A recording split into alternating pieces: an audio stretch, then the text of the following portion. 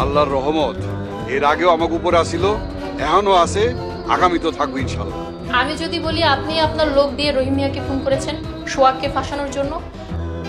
সোহাগের কি তাহলে এবার সত্যি ফাঁসি হয়ে যাবে, নাকি আদালতে মোড়লদের মিথ্যাটা প্রমাণিত হয়ে যাবে? কি হতে চলেছে ধনী গরিবের লড়াই নাটকের ৭৮ নম্বর এপিসোডে? তো হ্যালো গাইস, আবারও স্বাগতম আপনাদেরকে নতুন আরও একটি ভিডিওতে। আজকের ভিডিওতে আমরা আপনাদেরকে জানিয়ে দেওয়ার চেষ্টা করব ঈগল ওয়েব সিরিজের একটি আকর্ষণীয় নাটক ধনী গরিবের লড়াইয়ের ৭৮ নম্বর এপিসোডে কি হতে চলেছে, আর কবে আসতে চলেছে ৭৮ নম্বর এপিসোডটি। তো ৭৭ নম্বর এপিসোডটি আজকে রিলিজ হয়েছে। ৭৭ নম্বর এপিসোডে দেখানো হয় সোহাগকে পুলিশ রহিম চাচার খুনের দায়ে ধরে নিয়ে গেছে। মূলত এটা মুরলদেরই একটি ষড়যন্ত্র ছিল।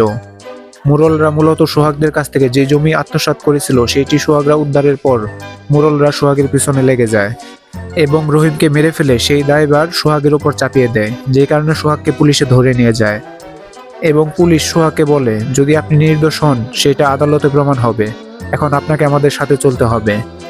পুলিশ সোহাগকে নিয়ে যাওয়ার সময় সোহাগের বউ পুলিশের পথ আটকায় এবং তাকে জিজ্ঞাসা করে কি হয়েছে, আপনারা আসল খুনিকে ছেড়ে দিয়ে আমার স্বামীকে ধরতেছেন কেন?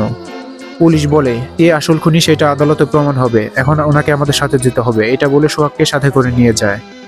তো ধনী গরিবের লড়াই নাটকের ৭৮ নম্বর এপিসোডে আমরা দেখতে পারবো আদালতের ভিতরে কি ঘটে এবং সোহাগকে তারা নির্দোষ প্রমাণ করতে পারে কিনা।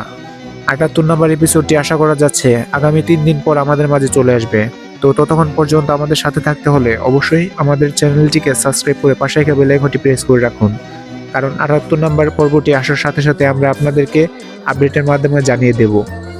এতক্ষণ পর্যন্ত সাথে থাকার জন্য অসংখ্য অসংখ্য ধন্যবাদ।